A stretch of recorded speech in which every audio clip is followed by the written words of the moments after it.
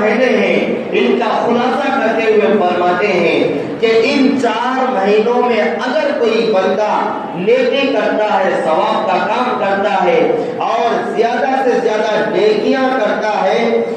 تو دیگر جو 8 مہینے ہیں ان مہینوں میں بھی نیکیوں کی توفیق اس بندے کو ملتی رہتی ہے۔ اگر کوئی بندہ ان 4 عظمت والے مہینوں میں گناہوں سے اپنے آپ کو بچا کر رکھتا ہے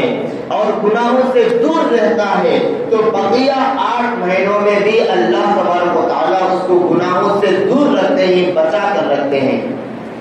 اور اگر ان 4 مہینوں میں اگر کوئی بندہ گناہ کرتا ہے تو اس کو ڈبل گناہ ملے گا، اور اگر کوئی نیکی کرتا ہے، ثواب کا کام کرتا ہے تو اس کو دوہرا اجر ملے گا، دوگنا اجر ملے گا۔ اس لیے کہ جو مقام اور مرتبے کے لحاظ سے اجر دیا جاتا ہے اسی کو دیکھ کر گناہ بھی مقام اور مرتبے کے حساب سے طے ہوتا ہے۔ اگر کوئی بندہ اپنے گھر میں گناہ کرتا ہے تو میرے بھائی اس کو یہ گناہ ملتا ہے، اگر وہی گناہ نعوذ باللہ کعبۃ اللہ کے اندر جا کر کرتا ہے تو اس گناہ میں اضافہ ہو جاتا ہے، ڈبل گناہ اور زیادہ گناہ اس کو مل جاتا ہے۔ اس لیے اور یہ جو مہینے ہیں یہ احترام والے مہینے ہیں، اس میں گناہوں سے دور اپنے آپ کو رکھتے ہوئے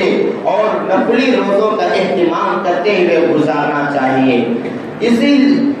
کیونکہ ہمارے دیگر مہینوں میں